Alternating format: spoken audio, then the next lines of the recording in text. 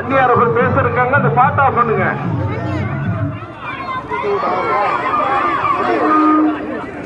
பெரியவர்களே, தாய்மார்களே, தேசிய முற்போக்கு திராவிட கழகத்தினுடைய நிறுவன தலைவர், நமது அன்பு தலைவர், புரட்சி கலைஞர் கருப்பு எம்ஜிஆர், உங்கள் வீட்டு பிள்ளை, நமது தெய்வம் கேப்டன் அவர்களுடைய ஆசீர்வாதத்துடன் இன்றைக்கு சோழுங்கர் சட்டமன்ற தொகுதியில உங்களை எல்லாம் நான் நேரடியாக வந்து கண்டு உங்களோடு இந்த நேரத்தை உங்களோடு இருப்பதில் உண்மையிலே நான் மகிழ்ச்சி அடைகிறேன்.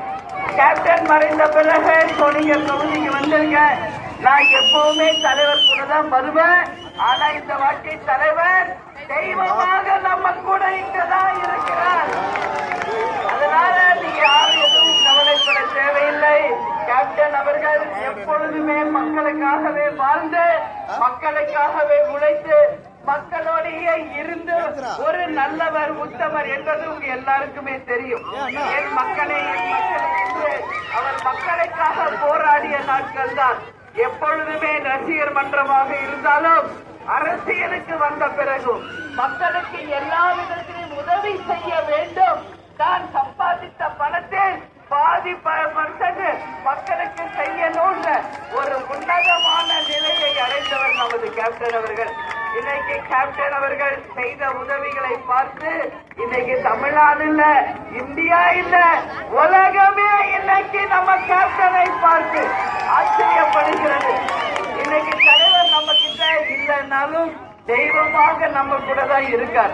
இன்னைக்கு எத்தனை நம்ம கட்சி சார்பாக இருக்கின்ற நிர்வாகிகள், தொண்டர்கள் எல்லாருமே கேப்டன் ஒருத்தர் தான் இன்னைக்கு இத்தனை லட்சம் தொண்டர்களை, இத்தனை லட்சம் கேப்டன்களை உருவாக்கிவிட்டு போயிருக்கிறார்.